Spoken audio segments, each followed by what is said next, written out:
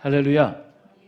오늘도 주 앞에 전심으로 예배하는 우리 성도님들의 삶에 주님의 은혜와 사랑이 가득하시기를 주님의 이름으로 축복합니다. 여러분은 어떤 청소년 시기를 보내셨을까요? 다양한 청소년기가 떠오르겠죠. 어떤 분은 그저 착하고 성실하게 그렇게 청소년기를 아주 조용히 보내신 분들도 계실 테고, 또 어떤 분은 끼를 주체하지 못해서 좀 많은 친구들과 어울리면서 학교에서도 막 이름만 되면 선생님들까지 다 아는 그런 학생도 있을 수 있겠고, 또 어떤 분들은 꿈이 너무 많아서 그 꿈을 향해 막 무엇이든지 해보겠다는 열정이 있었던 그런 분들도 계시겠지요. 먼 미래를 내다보면서 착실하게 준비했던 그런 학생의 때가 있었을지도 모르겠습니다. 학창 시절에 그랬던 것 같아요. 남자 친구들 중에는 저만 그런지 모르겠지만 왠지 내가 약간 좀 누군가에게 주목받기를 원하고 좀 남자답고 막 이런 때를 찾는 그런 학생의 때가 있단 말이에요. 남학생들은 특히. 그래서 제가 중학교 때는요, 그 이름이 외자인 애들이 되게 부러웠어요. 멋있는 거예요. 뭐 타기, 현이, 그렇죠. 미니. 미니예요. 우리 미니 저기 있어요. 그런 이름들이 부러웠던 때가 있었어요. 막 독고, 탁, 뭐 이런 만화의 주인공도 있었단 말이죠. 그러니까 내 이름이 싫은 게 아닌데 그런 거를 부러워하는 게 뭘까요? 괜히 멋져 보이고 싶은, 누군가에게 주목받고 싶은 그런 생각들이 누구에게나 있지 않을까 싶은 거예요. 영화 배우 정우라는 배우가 자기의 자전적 이야기를 담은 영화를 10여 년, 거의 20년 전에 개봉을 했었는데요. 바람이라는 영화예요. 이분이 정우라는 배우인데 학창 시절을 그대로 담은 영화예요. 한마디로. 그러니까 학창 시절에 이 정우라는 배우가 자기가 어떤 삶을 살아왔는지를 영화 속에 잘 담아놨단 말이죠. 이 영화는 이 정우라는 배우의 극중 이름이 짱구라고 불리는데, 짱구 그러니까 실제 이름은 짱구가 아닌데 영화 그 극중에서 짱구라는 것밖에 기억이 안 나는데요. 폼나게 살고 싶은 주인공 짱구의 이야기를 담고 있는 거죠. 남들에게는 세 보이고 싶고, 그 세 보이고 싶으면 어떻게 할까요? 일진 무리에 들어가야 되는 거예요. 키도 좀 크고 체격도 있고 하니까 일진 무리에 잘 들어가고 싶어서 선배들 앞에 잘 보이고 일진에 들어갑니다. 실상은 굉장히 그 두려움도 많고 연약하고 나약하고 깡은 없어요. 그런데 일진 무리에 끼어 있으면 폼나는 것 같잖아요. 그런 젊은 시대를 살아갔다라는 거죠. 폼나게 살고 싶어서 학창 시절에 일진 친구들과 선배들과 그렇게 시간을 보내다 보니까 아버지와의 소통의 시간이 참 별로 없었어요. 그리고 아버지에 대해서는 그렇게 막 존경이나 존중의 마음이 별로 없었단 말이에요. 그저 그냥 매일매일 일하시고 지친 몸으로 집에 들어오시는 그런 아버지. 그런데 그 아버지가 병에 걸려서 투병을 하시다가 돌아가십니다. 그때서야 비로소 철이 들게 되는데, 폼나게 살면 멋진 어른이 될 것 같다고 생각했던 이 짱구는 묵묵히 가족을 지켜왔던 아버지야말로 진짜 멋진 어른이구나 라는 것을 깨달았다는 거예요. 그리고 최근에 17년 만에 후속작인 짱구라는 영화가 또 개봉을 했어요. 물론 아직 저는 보지 못했어요. 그 풍생풍사를 꿈꾸던 짱구의 20대 이야기를 담았다고 하는데, 폼나게 살면 멋진 어른 같아 보이지만 실상은 그렇지 않은 현실이 담기겠지요. 자, 여러분은 어떻습니까? 여러분의 청소년기에 나는 이런 멋진 어른이 되고 싶어, 이런 정말 잘 나가는 어른이 되고 싶어 라고 생각했겠지만, 근데 막상 그 위치, 그 어른의 자리에 왔을 때 우리는 어떻을까요? 꿈꿔왔던 멋진 어른으로 살아가고 계십니까? 내가 꿈꿨던 대로 내 삶이 정말 좀 빛이 나고 있습니까? 내가 젊은 시절에 청소년 시기에 꿈꿔왔던 모습은 아닐지라도 아까 말씀드린 바람이라는 영화 속에 짱구가 생각했던 묵묵히 가족을 위해 애쓰고 헌신하고 그 자리를 지켜왔던 내 아버지야말로 멋진 어른이었구나 라고 생각되는 그런 어른들이 되신 줄 믿습니다. 할렐루야. 여러분들은 누가 봐도 멋진 어른이십니다. 저는 우리 베들교회 모든 어버이 되시는 분들이 그 누구보다 멋진 어른이라고 생각해요. 비록 어린 시절 꿈꿔왔던 모습은 아닐지라도, 비록 어린 시절 꿈꿔왔던 그런 삶은 아닐지라도 지금 여러분의 삶은 그 누구보다 멋지고 소중하다고 저는 확신합니다. 왜냐하면 여러분의 삶에 예수 그리스도의 DNA가 흐르고 있기 때문이에요. 세상으로 가득 찬 것이 아니라, 세상 가치관으로 가득 찬 것이 아니라, 세상에서 사람들이 즐거워하는 것, 사람들이 인정하는 것들로 가득 찬 것이 아니라 예수로 가득 차 있는 여러분이 그 누구보다 멋지고 소중하다고 저는 확신 있게 말씀드릴 수 있습니다.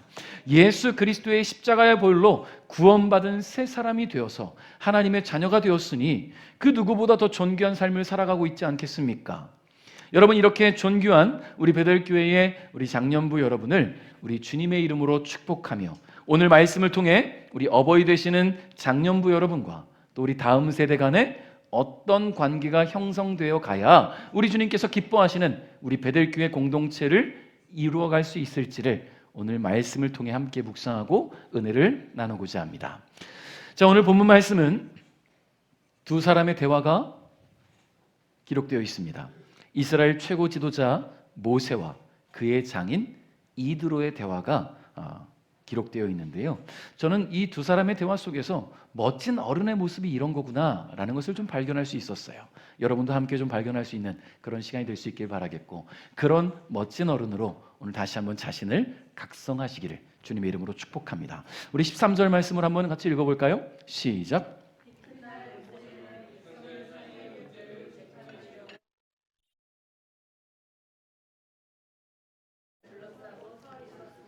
아멘. 자, 지금 어떤 상황입니까? 모세가 지금 있는데 모세 주위에 누가 있다고요?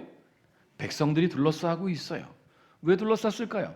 모세를 사모하는 마음으로, 열렬히 그를 존경하는 마음으로, 모세를 통해 말씀을 듣기 위해서.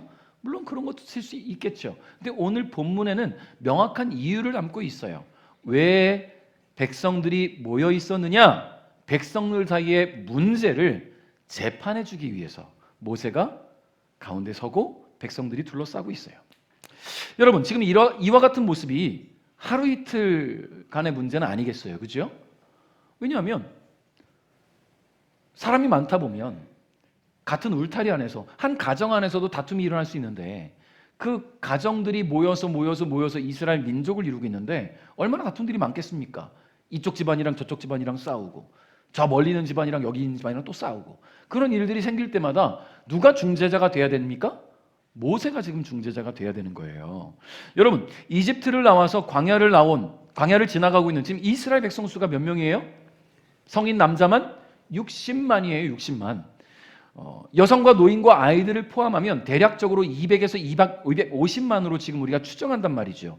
그러면 백성들은 사소한 문제에서 큰 분쟁에 이르기까지 모든 일의 시시비비를 이 지도자인 모세에게 판결해달라고 가져온단 말이에요. 그러면 모세는 아침부터 저녁까지 몇 명의 문제를 해결할 수 있을까요? 몇 명의 문제. 여러분, 찾아오는 이 모든 문제와 분쟁을 듣고 앉아있는 것만으로도 너무나 큰 곤욕일 거예요. 이쪽 얘기 듣고 이쪽 얘기 듣고 귀에서 피가 나고, 또 듣고 또 피가 나고, 이게 반복되는 상황이 되는 거죠. 하나님께서 이동하라 하시면 낮에는 구름 기둥, 밤에는 불 기둥을 따라 이스라엘 백성들이 장막을 접고 모세를 따라 가는데요. 이제 구름 기둥이나 불 기둥이 멈추면 장막을 치고 이제 머문단 말이에요. 언제 이동할지 몰라요. 그 머무는 순간부터는 매일매일 모세는 이거를 반복해야 되는 거예요. 분쟁이 있을 때마다 사람들이 찾아오면 들어주고. 분명히 대기줄이 길었을 거라고 생각돼요. 그럼 그날 대기줄이 끝나지 않으면 번호표를 나눠줬을까? 아니면 다음날 아침 일찍부터 오픈런을 하고 있었을까요? 내가 먼저 분쟁을 해결받을 거야. 모르는 거예요, 지금. 근데 중요한 건 이 200만이 넘는 이 많은 인원들이 분쟁이 있을 때마다 모세를 찾아오니 모세는 얼마나 스트레스가 클까요? 그럼에도 불구하고 스트레스 받았다고 말하지 못하는 거예요. 왜냐하면 자기가 하나님이 세우신 지도자니까, 리더니까. 귀를 닫을 수가 없어요. 귀를 열어야 돼요. 모세는 열심히 백성들의 이야기에 귀를 기울입니다.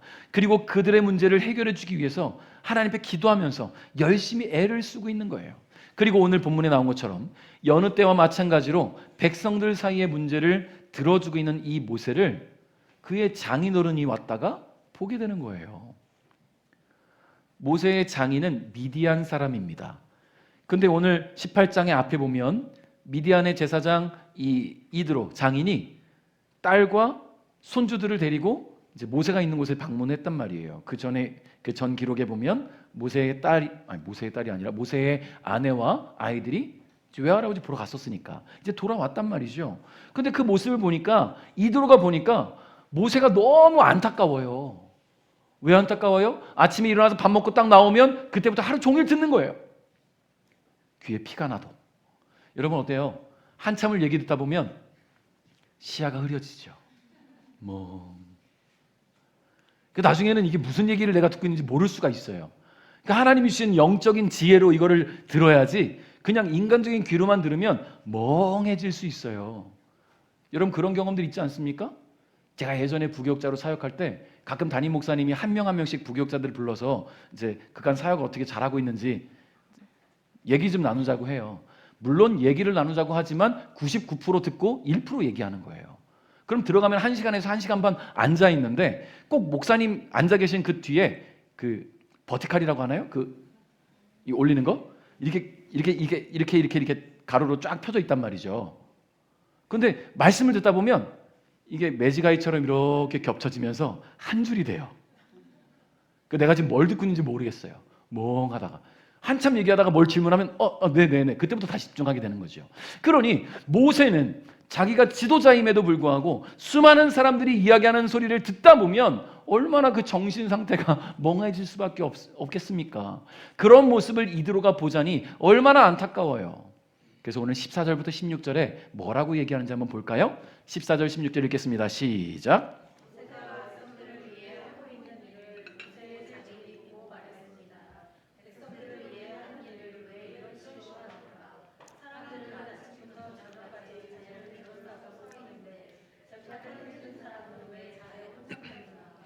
모세가 장인에게 말했습니다.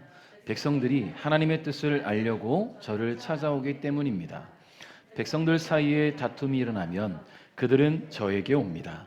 그러면 저는 그 양편을 재판해서 그들에게 하나님의 법과 가르침을 알려줍니다. 아멘. 여러분 모세의 말이 이해가 되죠? 하나님의 법과 가르침을 통해 판결을 내려주는 거예요. 그러니까 지금 모세 입장에서는 이 모든 것들을 혼자 판결해야 되는 이유가 뭡니까? 하나님과 소통하는 것은 지도자인 본인이에요. 지금 후임을 세우거나 제자들을 가르치고 있는 입장이 아니란 말입니다. 왜냐하면 출애굽을 한 다음에 목적지인 가나안까지 언제 도착할지도 모르는 그곳을 하나님께서 명령하신 대로 하나님께서 이끄신 대로 따라가고 있다 보니까 지도자로서 하나님과 소통하고 백성들에게 선포하고 계속 이런 상황이 반복되는 입장이니 누구를 가르치고 영적으로 세우고 제자 삼을 만한 그런 입장이 아니에요. 그러니 본인이 모든 것을 감당해야 돼요. 물론 모세가 그렇게까지 진지하게 생각하지는 못했을 거라고 생각합니다. 왜냐하면 모세가 왕궁에서 40년 동안 자랐죠. 40년, 그 다음 40년 어디서 살았습니까? 광야에서 살았단 말이에요. 미디안에서. 맞죠? 네, 애굽 왕궁을 도망쳐 나와가지고 광야에서 십보라를 만나서 결혼하고 광야에서 양치기로 목자로 살았단 말이에요. 그 40년 동안 그가 훈련되어진 것은 철저하게 낮아지는 훈련이고 하나님을 의지하는 훈련밖에 없어요. 그가 리더십으로서 뭔가를 할 수 있는, 리더십으로서 뭔가를 끌고 갈 수 있는 그런 훈련이 되는 기간이 아니란 말이에요. 그러니 모세는 철저하게 하나님만 의지합니다. 누구보다 하나님만 의지해요. 너무나 지금 우리에게 꼭 필요한 그런 신앙이겠지요. 그런데 그런 마음으로, 그런 생각과 그런 신앙으로 이스라엘 백성들을 가나안으로 이끌고 데려가는데, 지금 이런 판결을 들을 때마다 모세가 할 수 있는 일은 하나님을 의지하고 하나님 주시는 지혜로 판결하는 것밖에 없는 거예요. 모세는 하나님과 소통하는 하나님이 세우신 영적 지도자입니다. 그러나 자신만의 방식으로 하나님이 자신에게 붙여주신 이 백성들을 한 사람 한 사람 들어주고 돌봐주는 것이 하나님의 뜻이라고 생각했는데, 그렇게 매일매일 듣고 판결하고 있는 그 모세의 모습이 장인어른인 이드로가 봤을 때 얼마나 안타까웠겠어요. 하루 종일 그렇게 시간을 보내고 있는, 그 지쳐있는 모습을 볼 때에, 아침부터 저녁까지 백성들의 시비권으로 시달리고 있는 그 모습을 보았을 테니 말이죠. 여러분 어떻습니까? 그게 정말로 하나님의 뜻이었을까? 하나님은 모세가 그렇게 매일매일 백성들의 문제 속에 파묻혀서 하나님 앞에 간절히 기도하는 시간은 갖지 못하고, 하나님께서 주신 그 귀한 가정도 돌보지 못하는 그런 지도자로 살아가기를 원하셨을까요? 그렇지 않습니다. 하나님은 하나님의 사람들이 사역 때문에 지치고 또 그 사역 때문에 번아웃 되기를 바라지 않으십니다. 하나님은 필요한 때에 돕는 손길들을 보내시고, 하나님의 사람들이 하나님과 교제하고 소통하면서 기쁨을 찾고, 그런 감사한 마음과 안식 속에서 주님 주신 사역을 감당하기를 원한다는 거예요. 그래야 하나님을 더 깊이 알아가야 하나님의 마음으로 백성들을 돌보고 하나님 맡기신 사역을 감당할 수 있지 않겠습니까? 모세에게도 하나님은 그런 마음이셨을 거라고 확신합니다. 그래서 곧 번아웃될 위기에 처해 있던 이 모세에게 하나님은 인생의 선배인 그의 장인 이드로를 보내주신 거예요. 여러분, 모세의 장인 이드로 뭐 하는 사람이라고 아까 말씀드렸죠? 미디안의, 감사해요, 금방 까먹었어요. 제사장이죠. 미디안의 제사장. 여러분, 제사장 뭐 하는 사람입니까? 제사장이 뭐 하는 사람이에요? 뭐 간단하죠. 제사 드리는 사람. 그런데 고대 근동의 부족 사회에서 제사장의 역할은 단순히 종교적으로 제사만 집행하는 그런 사람이 아니었다라는 거죠. 제사장은 부족의 신앙을 관리하고 또 신에게 제사를 드리는 영적 지도자임은 확신하고, 이와 더불어서 그 당시에는 종교와 정치가 분리되어 있지 않았어요. 그러니까 당시 제사장은 어떤 역할도 해야 되냐면 부족을 이끄는 부족장을 역할을 감당해야 되는 사람이라는 거예요. 그러니까 족장이 제사장 역할까지 하는 거죠. 제사장이 족장이 되는 거예요. 그러니까 이 이드로는 그 인생을 살아오면서 제사장으로서, 족장으로서 백성들을 다스려 본 경험이 있잖아요. 그런 경험이 있는 리더의 눈에 모세의 모습이 얼마나 안타깝고 비효율적이었겠습니까?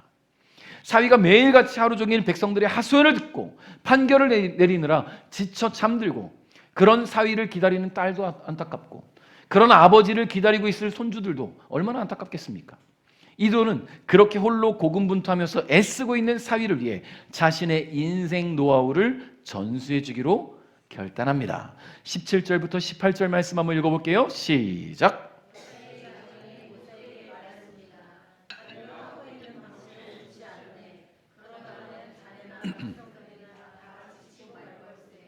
이 일은 자네 혼자 하기에는 너무 벅찬 일이네. 아멘. 앞서 걷는 이에게서 듣다.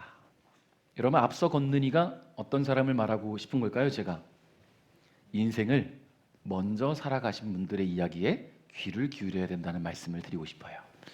여러분, 그런 말을 하잖아요. 오는 데는 순서 없고 가는 데는 순서 없다라고 하지만, 오는 데는 순서가 있기 때문에 먼저 살아오신 인생의 선배들의 인생 연륜은 누구도 따라갈 수 없어요. 인생을 살아오면서 겪어왔던 그 지혜와 통찰력은 감히 따라갈 수가 없다라는 거예요. 여러분, 이드로는 백성들을 대하는 이 모세의 방식이 잘못되었다고 생각합니다. 앞서 말씀드린 바와 같이 이드로는 미디안의 제사장으로서 자신의 부족 내에서 일하는 모든 일들을 책임지고, 부족원들 간의 다툼이나 분쟁이나 그 분열들을 해결하는 지도자의 자리에 있었기 때문에 이 모세의 방식이 얼마나 비효율적인지를 알 수가 있는 것이겠죠. 그런데 여러분, 이드로는 자신이 모세의 장인이라고 해서, 어른이라고 해서 그가 하고 있는 방식을 비난하진 않았어요. 이게 뭐 하는 짓이야, 이게 대책 없이 이게 하루 종일 뭐 하고 있는 거야? 라고 말하지 않았다는 거예요.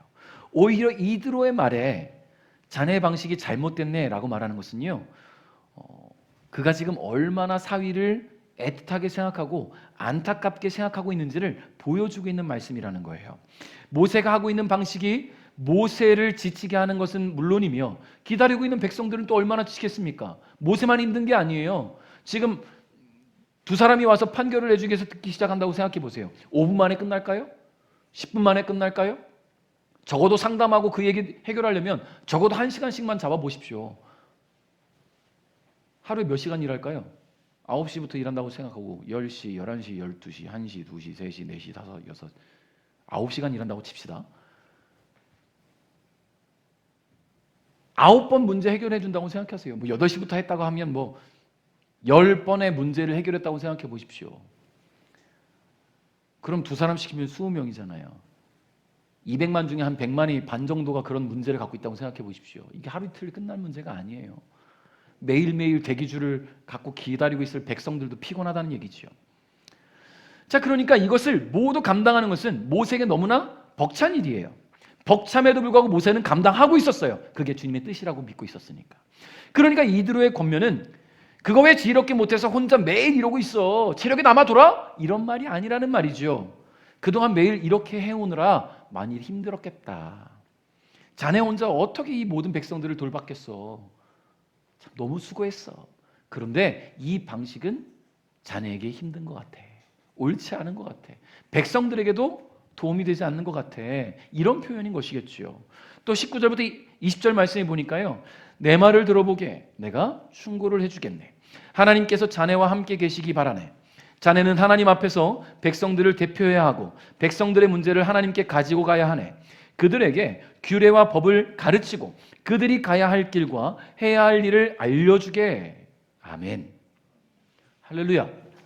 여러분, 모세의 장인은 어디 사람이라고요? 미디안 사람. 그리고 그가 하는 일은 뭐라고요? 미디안 제사장. 그럼 그가 믿는 신은 누구예요? 하나님이 아니죠. 이방 민족이잖아요. 미디안의 신을 믿겠죠. 그런데 지금 이 모세를 통해서 이드로는 하나님이 하신 일들을 들었어요.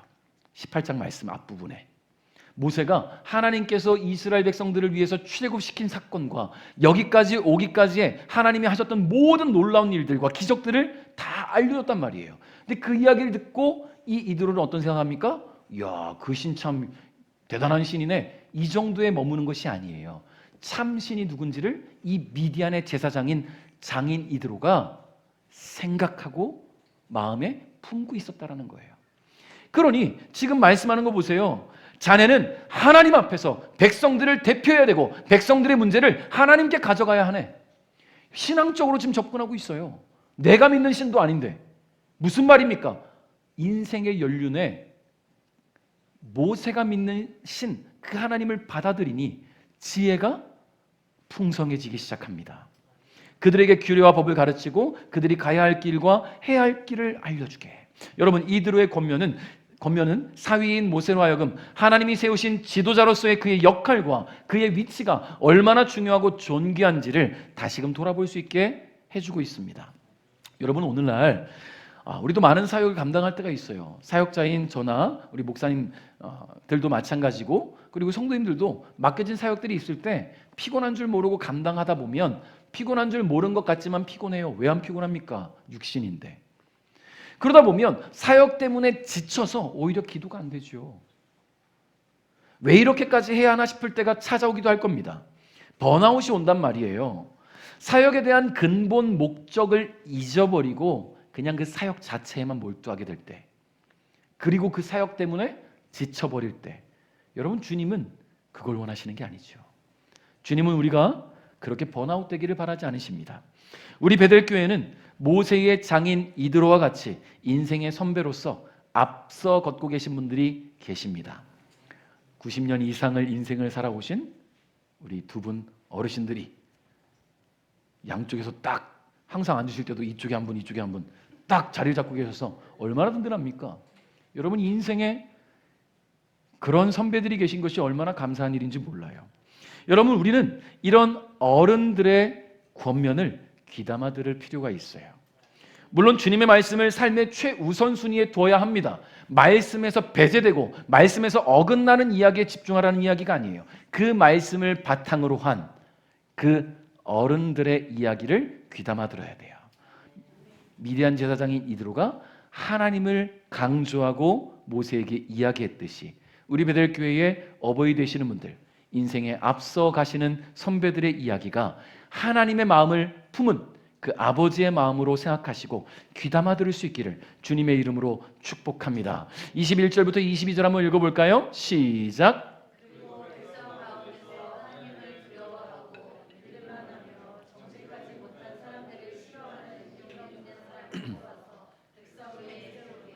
그들을 천부장, 백부장, 50부장, 그리고 10부장으로 세우게. 그래서 그들이 언제라도 백성을 재판할 수 있게 하게. 어려운 문제는 자네에게 가져오게 하고 쉬운 문제는 그들이 스스로 재판하도록 하게. 그렇게 해서 그들이 짐을 나누어지면 자네의 일이 쉬워질 걸세. 아멘. 자, 인생을 살아갈 때 함께 걷는 이들이 필요하다는 것을 알아야 된다는 거예요. 여러분, 인생은 혼자 걷는 길이 아니잖아요. 같이 걸어가는 길이에요. 여러분, 아프리카 속담에 이런 말이 있대요. 어떤 말일까요? 아프리카 속담에. 자, 제 생각을 맞춰보십시오. 아프리카 속담에 이런 말이 있대요. 친구? 그건 인디안인데. 우리 권민희 지사님 지금 아셔요? 자, 빨리 가려면 혼자 가고 멀리 가려면 함께 가라. 정답이에요. 빨리 가려면 혼자 가라. 그런데 멀리 가려면 함께 가라. 여러분, 함께 가면 빨리 못 가요. 보조를 맞춰 가야 되니까. 빨리는 못 가요. 그런데 멀리 갈 수 있어요. 그런 경험들 있죠? 친한 친구 아니면 사랑하는 연인, 사랑하는 사람들과 길을 그냥 동네 산책하다 보니까 어느새 막 1시간 동안 걸었어. 시간 가는 줄 모르고 걷는 거예요. 그럴 때는 신기하게도요, 아픈 줄도 몰라요. 무릎이 쑤시지도 않아. 왜냐하면 즐겁기 때문에. 멀리 갈 수 있어요. 함께 할 때 우리는 그런 힘을 얻을 수 있다는 겁니다. 여러분, 이드로는 모세가 혼자서 빨리 가며 지치지 않기를 바라고 있습니다. 모세가 하나님의 종으로서 하나님이 맡기신 그 사명을 모두 감당하기까지 멀리 내다보고 함께 가기를 바라는 거예요. 그렇게 이드로는 조언을 아끼지 않습니다. 이드로는 모세에게 지금 무엇을 강조하고 있냐면 동역의 중요성, 동역자가 필요한 것을 알려주고 있는 거예요. 자, 그럼 뭘 어떻게 제안해 줍니까? 백성들을 그룹으로 묶으래요. 10명씩 그룹으로 묶어서 그 안에 10부장을 세우는 거예요. 10명 중에 한 사람씩 10부장. 자, 그렇게 10명씩 5그룹이 세워지면 그 안에 50부장을 한 명 세우는 거예요. 50부장. 자, 그리고 그 50부장 100명에서 100부장을 세우고 100 중에 1000부장을 세우는 거죠. 그러니까 리더를 체계적으로 조직을 만들어 세우라는 겁니다. 아주 좋은 시스템이에요. 여러분, 이 시스템이야말로 단 한 명의 지도자가 수많은 백성들을 돌아볼 수 있는 최고의 방법이겠죠. 10부장들은요, 자신의 그룹 안에 몇 명 안 돼요. 10부장이니까 10명이잖아요. 그 안에 있는 문제들과 분쟁들을 지혜롭게 처리한 다음에 자신이 감당할 수 없는 문제들, 감당이 안 되는 거는 50부장에게 올리는 거예요. 그럼 50부장들은요, 자신들이 해결할 수 있는 것들 다 해결하고 안 되는 거는 100부장에게 올리죠. 100부장은 똑같아요. 할 수 있는 것은 해결하고 안 되는 거는 1000부장에게.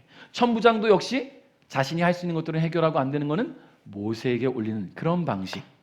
여러분, 그러니까 최고 지도자는 1000부장을 통해서도 해결이 안 되는 이야기들만 해결하면 되는 것이죠. 각 그룹 안에서 크고 작은 일들에 대해 보고는 받지요.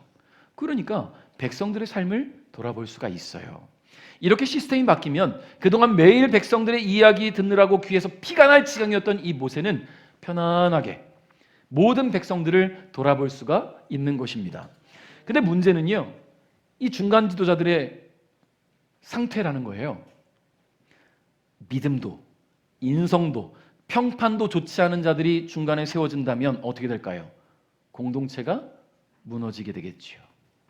그런 자들이 직분자가 되면 안 되겠죠. 여러분, 교회에는 직분이 있습니다. 우리 장로님, 또 안수 집사님들, 권사님들, 집사님들 직분이 있어요. 여러분, 직분은 하나님께서 주시는 거예요. 그 왜 주십니까? 별 다르라고 주는 겁니까? 아니잖아요. 하나님의 일을 감당할 때에 그 일을 모두가 함께 동역함으로 잘 세워져 갈 수 있도록 교회가. 여러분 사도행전에 보면 7집사를 세운단 말이죠. 7집사를 왜 세웠어요? 사도들이 말씀과 기도에 전념할 수 있도록, 전무할 수 있도록 그 모든 외적인 일들을 집사들을 통해서 감당할 수 있게 하기 위해서 집사들을 세웠단 말이에요. 오늘날 직분이 바로 그런 입장 아닙니까? 목회자가 말씀과 기도에 전무하며 하나님의 뜻을 묵상하고 준비하고 선포할 수 있도록 여러분 직분 있는 분들이 교회 일들을 함께 감당하는 건 아니겠어요? 그러니까 직분자로 세워질 때 아무나 세울 수가 없는 것이에요. 믿음이 좋아요? 죄송합니다. 근데 인성이 정말 개차반이야. 세우겠습니까? 안 돼요. 혼자만의 믿음이 성도들 간에서는 분란이 될 수 있는 거예요. 여러분 혼자는 믿음이 좋은 것 같아 보여요. 기도도 많이 해. 막 열심히 매일매일 교회에서 살아. 새벽 예배 나오고 교회 와서 전도하고 열심히 하루 종일 교회에서 살아. 그런데 사람들만 보면 왜 당신 그거밖에 기도 안 해? 왜 당신 전도 안 해? 지적하기 바쁘고 내가 하는 만큼 못하는 다른 이들에 대해서 상처만 준다면 그분이 교회를 어떻게 세워갈 수 있겠습니까? 그러니 믿음과 함께 인성도 필요하겠죠. 평판도 좋아야겠죠. 사람들이 인정하는 분, 그런 분이 세워져야 되지 않겠습니까? 여러분 저는 기도하고 있어요. 지금 지난주에 제 친구 목사님 윤승재 목사님 교회에서 개척하고 처음으로 임직식을 했어요. 안수 입사님 한 분하고 권사님들 3분을 세웠단 말이에요. 우리 베델교회는 제가 오고 나서 임직식을 한 번도 하지 못했어요. 아직. 내년에는 임직식을 할 수 있는 그런 하나님의 은혜가 있었으면 좋겠어요. 자, 임직자로 세워지기 위해서 우리가 기도해야겠죠. 하나님이 가장 기뻐하시는 일들, 목회자에게 가장 중요한, 가장 좋은 동역자가 되기 위해서 어떻게 신앙생활을 해야 되는 것인지를 여러분 각자 기도하면서 묵상하면서 하나님께서 우리 베델교회도 그렇게 직분자들을 세워줄 수 있기를 주님의 이름으로 축복합니다. 여러분 그러니까 지금 이제 모세가 지금 뭐 하는 거예요? 임직자를 세우는 거죠. 한마디로 믿음도 좋고 인성도 좋고 평판도 좋은 자들을 이제 임직자로 세워서 공동체를 더 깊은 하나님의 뜻 가운데로 이끌어가기 위함입니다. 그래서 이드로가 설명하는 거예요. 하나님을 두려워하고 믿을만 하며 정직하지 못한 사람들을 싫어하는 능력 있는 사람들을 뽑아라. 그래서 백성 위에 세우라고 조언하고 있는 겁니다. 여러분 교회는 하나님의 사람들이 천국 복음을 가지고 주님 만날 그날을 기다리며 함께 예배하는 공동체 아닙니까? 우리의 목적은 같아요. 주님 만나는 그날을 기다리는 거예요. 여기 이렇게 함께 예배하면서 다른 목적을 갖고 있는 분들이 안 계실 거란 말이죠.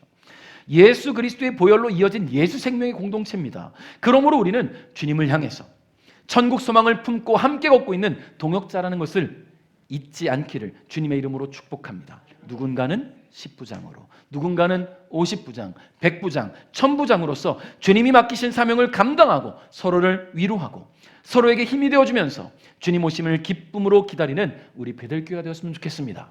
자, 23절, 24절 함께 읽겠습니다. 시작.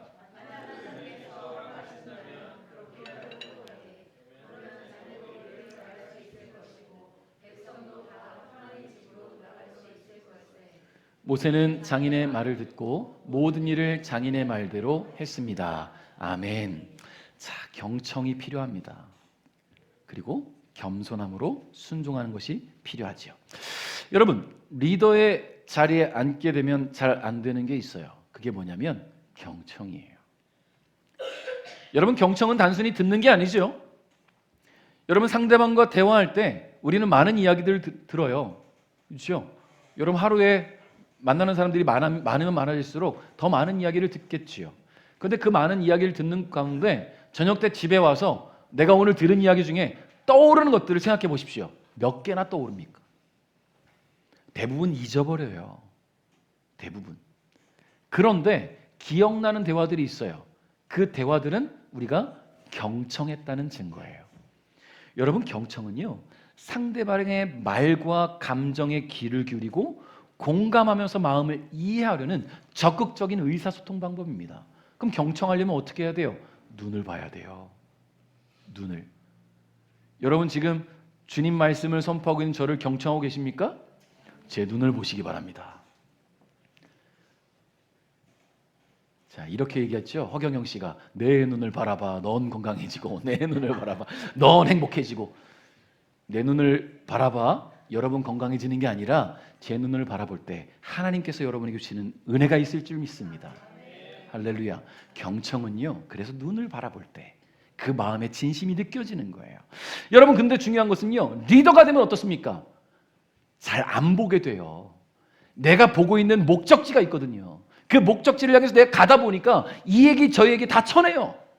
나에게 도움되는 이야기, 나를 좀 높여주는 이야기, 칭찬하는 이야기에만 귀가 열리게 되죠. 그러니까 경청이 안 되는 거예요. 그러니 옛날에도 조선시대에 왕이 있었잖아요. 왕의 옆에는 수많은 신하들이 있어요. 그 수많은 신하들을 둘로 나눕니다. 뭐하고 뭐로 나눕니까? 충신과 간신으로 나누는 거예요. 충신과 간신. 충성스럽게 왕에게 이 나라를 이끄는 데 있어서 가장 중요한 이야기들을 이야기하는 사람들과, 그럼 충신이 되려면요, 때로는 쓴소리도 해야 되는데 왕한테 혼날까 봐 옆에서 살살 아첨하지요. 간신들. 여러분, 이 간신들의 이야기를 들으면 왕은 어떻습니까? 어깨 뽕이 올라가요. 아, 내가 좀 잘하고 있구나. 백성들의 이야기는 귀담아 듣지 않아요. 간신들 이야기만 듣고 내 입장만 더 높아지려고 합니다. 그러니 경청이 안 되는 거예요. 여러분, 그런데 생각해 보십시오. 지금 모세는요, 어떤 위치에 있어요? 이스라엘의 최고 지도자. 자, 모세의 장인 이드로는 어떤 사람입니까? 미디안의 제사장. 제가 지금 손동작으로 좀 표현했는데, 모세는 이스라엘의 최고 지도자, 이드로는 미디안의 제사장. 무슨 표현이에요 이게 지금? 모세가 지금 이끄는 백성은 250만이에요. 미디안의 제사장은 한 부족을 이끌어요. 그러니까 한 부족을 이끄는 미디안의 리더가 한 민족을 이끄는, 한 국가를 이끄는 모세에게 지금 조언을 한단 말이에요. 그러면 모세 입장에서 이게 지금 월권한다고 생각할 수 있지 않겠습니까?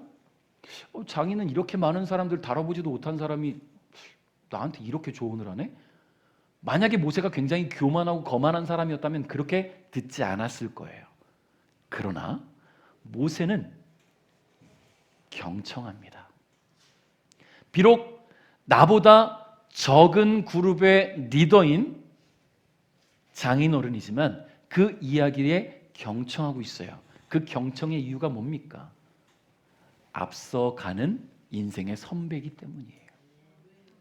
앞서가는 인생의 선배가 나에게 쓴소리를 하기 위해서 주는 것이 아니라 나를 사랑해서 주는 이야기라는 것을 알고 있기 때문에 모세는 경청하고 있는 겁니다. 여러분, 지금 이 이드로는요, 비록 적은 규모이긴 하지만 하나의 집단을 이끌고 있는 리더로서의 지혜와 통찰력이 있어요. 그 통찰력으로 하나님이 하신 일들에 대해서 사위를 통해 듣고 그 하나님이 얼마나 대단한 분인지를 아는 상태에서 영적 통찰력, 인생의 통찰력을 가지고 모세에게 이야기하니까요, 모세 입장에서는요, 이 장인의 이야기가 하나님의 이야기처럼 들릴 수밖에 없는 것이죠. 그래서 모세는 이드로의 말에 경청합니다. 그가 경청했다는 것은 한 귀로 듣고 한 귀로 흘렸다는 이야기가 아니겠지요. 자신이 들은 그대로 실천했다라는 거예요. 여러분, 경청은 겸손함으로 받고 순종하는 겁니다. 여러분, 모세는 장인의 말에 충분히 공감했어요. 그리고 그의 지혜와 통찰력을 통해서 배움의 기회를 얻었어요. 여러분, 우리는 이를 통해서 모세가 얼마나 겸손한 사람인지 알 수 있죠. 모세는 하나님과 대면하고 소통하는 하나님의 사람이었고, 그 하나님께서 맡기신 200만 이상의 한 민족을 이끄는 지도자였지만 자신을 걱정하며 지혜롭게 대안을 제시하는 이 장인어른에 대한 존경과 존중이 있었다는 거예요. 여러분, 이와 같은 모습이 오늘 우리의 삶에 있어야 될 줄 믿습니다. 우리는 인생의 선배들의 이야기를 귀담아 들으려고 하지 않아요. 얘기하려고 하면 아우 꼰대라고 생각해요. 그리고 오늘 우리가 그 자리에 오면 또 어떻습니까? 내가 한마디 말하는 게 쉽지 않아요. 꼰대로 볼까 봐. 제가 여기 앉아 계신 분들 대부분 저보다 이제 인생의 선배분들이니까 여러분에게 무슨 얘기를 합니까? 제가 여러분에게 해줄 수 있는 이야기는 말씀을 근거로 한 하나님의 뜻을 선포하는 것밖에 못해요. 제가 인생의 이야기를 어떻게 여러분에게 전수해 주겠습니까? 제가 여기서 할 수 있는 이야기는 우리 이광렬 집사님, 우리 아인이 다음 세대에게 딱 이야기할 때 또 목사님 설교하신다. 하나님 말씀 잘 듣고 마음이 좀 은혜 받았는데 한마디 하니까 설교하신다. 아까 한 설교랑은 다른 설교인 거예요. 잔소리가. 그런 적 없죠? 네. 항상 경청해 주셔서 감사합니다. 이런 거예요. 그러니까 우리는 경청이 뭡니까? 그 말씀을 듣고 들으려는 겸손함이 있어야 되고, 들었다면 내 인생을 그렇게 바꿔보려고 노력하는 순종이 있어야 되는 거예요. 그 경청했다면, 하나님의 말씀을 근거로 한 인생의 선배가 준 조언이라면 그것이 하나님 말씀이라고 믿고 따를 수 있는 순종이 있어야 될 줄 믿으시기 바랍니다. 여러분, 그것이 주님이 기뻐하시는 질서예요. 온 만물의 창조주이시고 주권자이신 하나님께서 다스리시는 이 세상, 여러분 믿음으로 앞서 걷고 있는 이들을 통해서 배워야 합니다. 할렐루야. 배우시기 바랍니다. 지금도 우리는, 나는 지금 40대, 제가 지금 벌써 49이에요. 이제 곧 50대란 말이에요. 그런데 저는 제가 지금 인생에 나는 선배구나라고 생각하지 않아요. 배울 게 많아요. 아직도 생각으로는 제가 28 청춘 같아요. 낭낭 18세? 생각만 하면 뭐합니까? 조금 움직이면 허리가 쑤신데. 머릿속은 안 그런 것 같지만 몸이 벌써 망가지기 시작했잖아요. 그러니 우리는 끊임없이 들어야 된다는 겁니다. 그 질서 안에서 우리는 서로를 존경하고 존중하고 또 서로를 사랑하고 소중히 여기며 겸손한 마음으로 공동체를 든든히 세워가야 될 줄 믿습니다. 그런 공동체를 주님이 기뻐하시고, 그런 공동체야말로 주님과 동행하는 건강한 예수 생명의 공동체로 세워져 갈 수 있다는 것입니다. 말씀을 맺겠습니다. 여러분 많이 들어본 노래가 있어요. 가곡 중에 이런 노래가 있죠. 일송정 푸른 소린 늙어 갔어도 한 줄기, 이건 이렇게 부르는 게 맞아요. 해란강은 천년 두고 흐른다. 지난 날 강가에서 말 달리던 선구자, 지금은 어느 곳에 거친 꿈이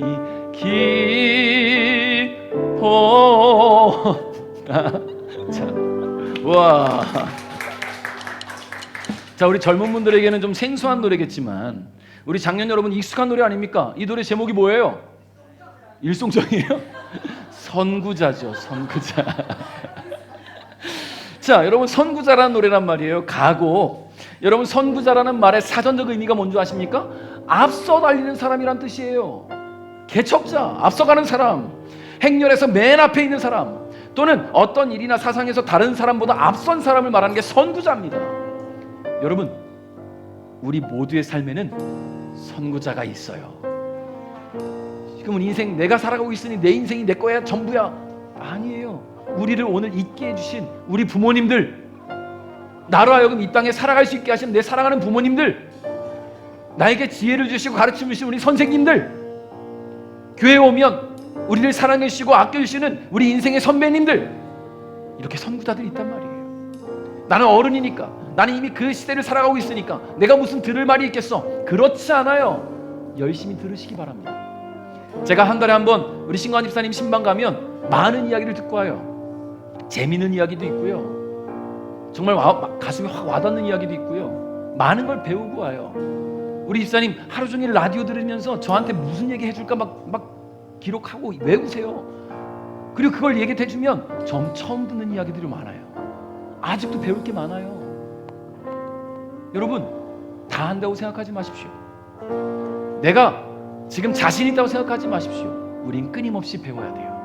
하나님의 말씀을 배우시고 하나님 말씀을 근거로 한 인생의 선배들의 이야기를 귀 기울이시기 바랍니다. 그래서 오늘 말씀의 제목이 이거였어요. 앞서 걷는 이에게서 배우라. 앞서 걷는 이에게서 배우라. 여러분, 그러면 좀 거룩한 부담감이 생기죠? 이제 우리 앞서 걷는 분들이 계셔요. 그럼 우린 그 뒤를 따라가지만 우리도 내 사랑하는 다음 세대에게는 앞서 걷는 이들 아닙니까? 그러면 우리도 좋은 가르침을 주려면 내가 믿음으로 신앙으로 잘 견고하게 세워져야 되는 거 아니겠습니까? 비록 내가 지혜는 좀 부족할지라도, 지식은 좀 부족할지라도 하나님 말씀을 근거로 한 믿음의 신앙의 선배로서 줄 수 있는 이야기들이 있어야 될 거 아닙니까? 그러려면 기도해야지요. 그러려면 말씀을 읽어야지요. 하나님과 소통해야지요. 그래서 내가 믿음의 다음 세대에게 어떤 가르침을 주고 어떤 이야기를 해주고 어떤 조언을 줄 수 있는가, 나를 돌아볼 수 있어야 되지 않겠습니까? 그래서 우리 베델교회가 우리 사랑하는 앞서 걷는 기성세대와 뒤따라오는 다음 세대가 함께 예수 그리스도의 복음을 마음에 담고 함께 걸을 때 우리 베델교회가 주님 더욱 기뻐하시는 예수 생명의 공동체로 세워져 갈 겁니다. 그 은혜롭고 행복한 소망을 마음에 품고 사랑으로 서로를 격려하는 우리 베델 가족 여러분 될 수 있기를 주님의 이름으로 축복합니다.